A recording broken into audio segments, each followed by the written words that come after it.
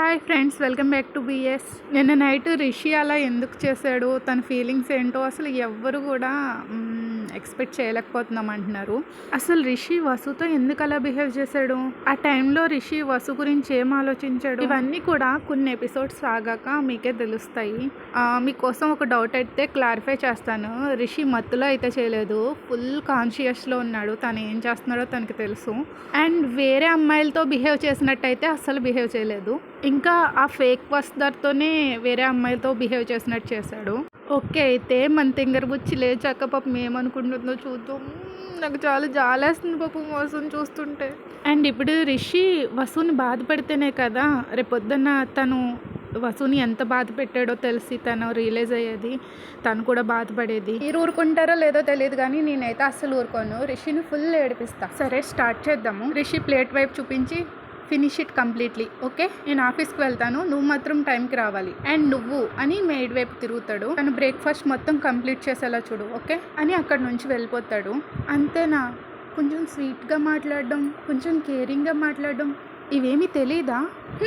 కనీసం స్మైల్ అన్నా లేదు. ఎందుకో చాలా సీరియస్గా అనిపిస్తున్నారు. కనీసం నా వైపు ప్రాపర్గా చూడని కూడా చూడలేదు. మేబీ నైట్ తను చేసిన పనికి సిగ్గుపడుతున్నారేమో, కొంచెం ఎంబారసింగ్గా ఫీల్ అవుతున్నారేమో అనుకుంటుంది. వసు రూమ్ చుట్టూ చూసుకుంటుంది తన సారీ కోసం. ఓకే, నువ్వు వెళ్ళు, నేను నా డ్రెస్ చేంజ్ చేసుకోవాలి అంటుంది. మెయిడ్ అక్కడ నుంచి వెళ్ళిపోతుంది. వసు తన సారీని తీసుకుని వాష్రూమ్కి పరిగెడుతుంది. కానీ తనకి చాలా పెయిన్గా అనిపిస్తుంది కింద.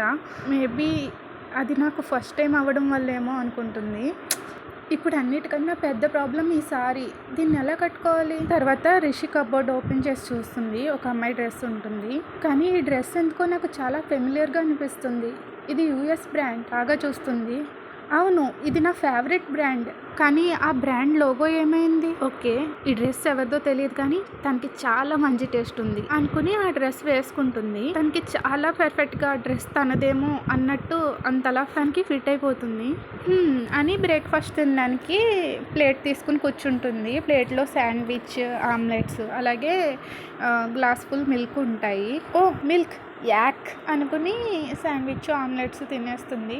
ఐ హేట్ మిల్క్ అంటూ దాన్ని తీసుకెళ్ళి సింక్లో పారబోసేస్తుంది. ప్లేట్ని అక్కడే టేబుల్ మీద పెట్టేసి డ్రెస్సింగ్ టేబుల్ దగ్గర చూసుకుంటూ ఉంటుంది సరిగ్గా ఉన్నానా లేదా అనేసి. ఈలోపు మెయిడ్ వచ్చి ఆ టేబుల్ దగ్గర ఏదో చెక్ చేస్తూ ఉంటుంది. ఏం చెక్ చేస్తుంది ఈవిడ? నేను ఏమైనా దొంగలా కనిపిస్తున్నానా? వాళ్ళ సార్ వస్తువులు ఏవో పట్టుకుపోతున్నట్టు అనిపిస్తున్నానా అనుకుని అక్కడ నుంచి వచ్చేస్తుంది. బయటకు వచ్చి ఒక కార్ బుక్ చేసుకుని ఆఫీస్కి వెళ్ళిపోతుంది. వా, ఐఎమ్ సో హ్యాపీ, కానీ కొంచెం ఎంబారసింగ్గా కూడా ఉంది. తను నైట్ జరిగిన దాని గురించి నన్ను టీస్ చేస్తే నేనేమనాలి, తన్ని నేను ఎలా ఫేస్ చేయాలి అనుకుంటుంది. లోపు ఎలివేటర్ దగ్గరికి దియా కూడా వస్తుంది. దియాని చూసి వసీలు అడుగుతుంది, దియా నీకేమైంది? నీ కళ్ళ చుట్టూ ఏంటది, డార్క్ సర్కిల్స్ ఎందుకు వచ్చాయి? ఏం చెప్పను వాసు, నిన్న హిట్లర్ వాళ్ళ గ్రాండ్ పేరెంట్స్ ఇంటికి తీసుకెళ్లారు. వాళ్ళు ఫ్రీడమ్ ఫైటర్స్ అంట. రాత్రంతా నిద్రపోనివ్వకుండా ఒకళ్ళ తర్వాత ఒకళ్ళు ఆ ఇండియన్ హిస్టరీ గురించి చెప్తూ, వాళ్ళ హిస్టరీ గురించి చెప్తూ నాకు కంటి మీద కునుకు కూడా లేకుండా చేశారు. ఆ హిట్లర్కి ఇదంతా బాగా అలవాటు అనుకుంటా. కుంభకర్ణుడిలాగా ఏం పట్టినట్టు పడుకున్నాడు. ఓ వెయిట్ వాసు, ఇది నువ్వు 2 years బ్యాక్ గాలా కలెక్షన్స్లో తీసుకున్నది కదా? నువ్వు ఈ డ్రెస్ కోసం చాలా ట్రై చేసావు, నాకు బాగా గుర్తుంది. ఎందుకంటే నువ్వు ఆ రోజు నీకు ఇది కావాలని నీతో పాటు నన్ను కూడా తీసుకెళ్ళావు. ఇంతకీ ఇది యుఎస్ నుంచి ఎప్పుడు తీసుకొచ్చావు? మనం ఇండియా వచ్చేటప్పుడు నీ చేతిలో హ్యాండ్ బ్యాగ్ తప్ప ఇంకేమీ చూడలేదు. నువ్వు సరిగ్గా నోటీస్ చేసి ఉండవు దియా, ఇది నా దగ్గరే ఉంది. ఓకే, నాకు టైం అయిపోతుంది, బాయ్, తర్వాత మాట్లాడదాం అనేసి వసు అక్కడ నుంచి దియాని అవాయిడ్ చేసి వచ్చేస్తుంది. ఇంకా ఎక్కడ ఎన్నెన్ని క్వశ్చన్స్ అడుగుద్దు అనేసి. రిషి దగ్గరికి వెళ్ళడం కోసం వసు తన క్యాబిన్ దగ్గర కూర్చొని వెయిట్ చేస్తూ ఉంటుంది. రిషి తన క్యాబిన్లో లోపల డిపార్ట్మెంట్ మేనేజర్స్ అందరితోని ఏదో మీటింగ్లో ఉంటాడు. బయటన శిరీషు, బాడీ గార్డ్స్ ఉంటారు. వసుకి ఎంతసేపటికి అవ్వట్లేదు అనేసి ఇంకా కాఫీ ప్రిపేర్ చేసి రిషి క్యాబిన్లోకి తీసుకెళ్ళి టేబుల్ మీద పెట్టి రిషి వైపు చూసి నవ్వుతుంది. కానీ వాళ్ళంతా ఏదో సీరియస్ డిస్కషన్స్లో ఉంటారు. రిషి మాత్రం చాలా సీరియస్గా మాట్లాడుతూ ఉంటాడు, అస్సలు నవ్వడు. వసు వైపు కూడా చూడడు. వసు బయటకు వచ్చేస్తుంది అనగా రిషి వసు వైపు చూస్తాడు. ఒక్కసారిగా మళ్ళీ కళ్ళు తిప్పేసుకుంటాడు. ఒకసారి అలా చూసి కళ్ళు దించేసుకుంటాడు. రిషి చూడడం వసు చూస్తుంది, వసు కళ్ళలోకి మాత్రం చూడడం. నెక్స్ట్ 1 hour తర్వాత మీటింగ్ అయిపోయాక వసుకి కాల్ వస్తుంది రిషి నుంచి. మే ఐ కమిన్ సార్ అని వెళ్తుంది. రిషి వసుని పైనుంచి కిందకు చూస్తాడు. చాలా సీరియస్గా కోపంగా ఉంటాడు. నా పర్మిషన్ లేకుండా ఆ డ్రెస్ని ఎందుకు టచ్ చేసావు? వసు భయపడుతుంది. నేను యాక్చువల్గా నాకు డ్రెస్ వేసుకోవడానికి ఏమీ లేదు, అందుకే. సో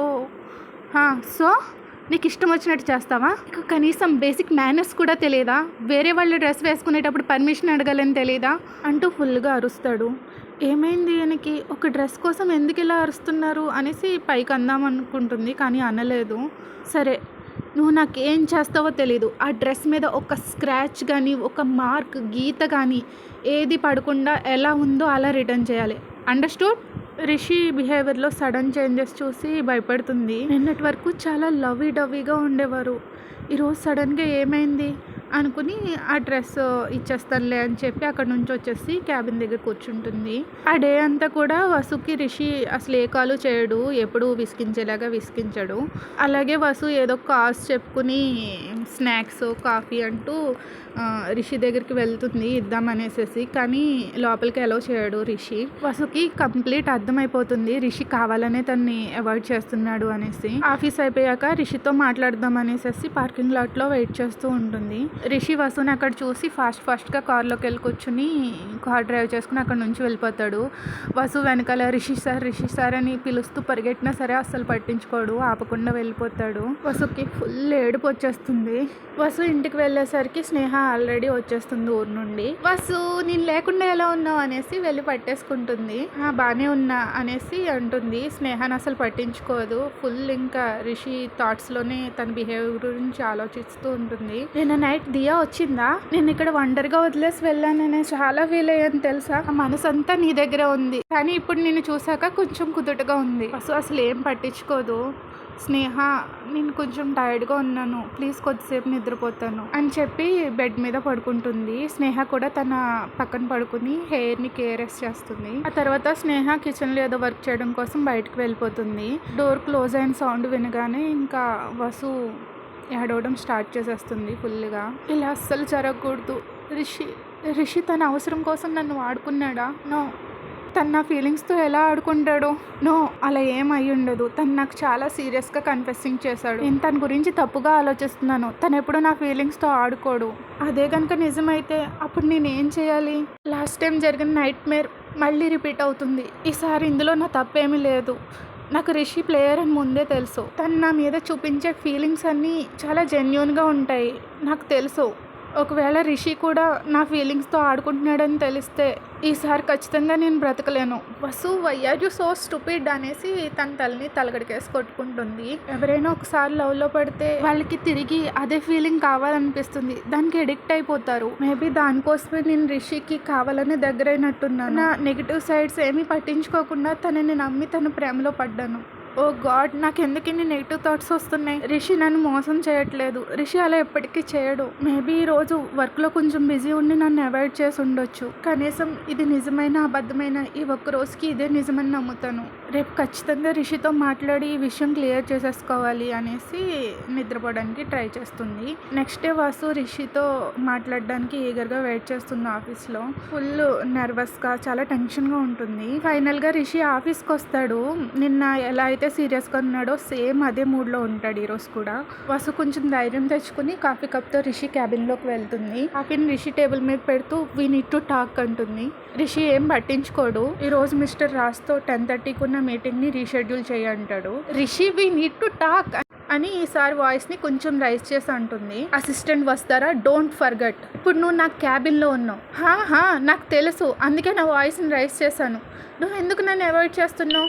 వాట్ యు మీన్ అంటూ కొంచెం ఏం తెలియనట్టు ఎక్స్ప్రెషన్ ఇస్తాడు Rishi. Really what I mean? నేనేమంటున్నానో నీకు తెలీదా? మొన్న రాత్రి ఏం జరిగిందో మొత్తం మర్చిపోయారా? మొన్న రాత్రా? ఏమైందా? రియల్లీ రిషి? మనమిద్దరం కలిసి సే అనేసి ఆగిపోతుంది. ఆ వర్డ్ యూజ్ చేయడం కూడా కొంచెం ఎంబారసింగ్గా అనిపిస్తుంది వసుకి. నువ్వు నన్ను లవ్ చేస్తున్నావు అనేసి కన్ఫెస్ చేసిన తర్వాత మనమిద్దరం కలిపి పడుకున్నాం. ఓ రియల్లీ అసిస్టెంట్ వస్తారా? నువ్వేమైనా తాగి మాట్లాడుతున్నావా? నేను నిన్ను లవ్ చేస్తున్నానని చెప్పానా? ఎప్పుడు అనేసి చాలా కామ్గా చైర్లోంచి లేచి నుంచుంటాడు.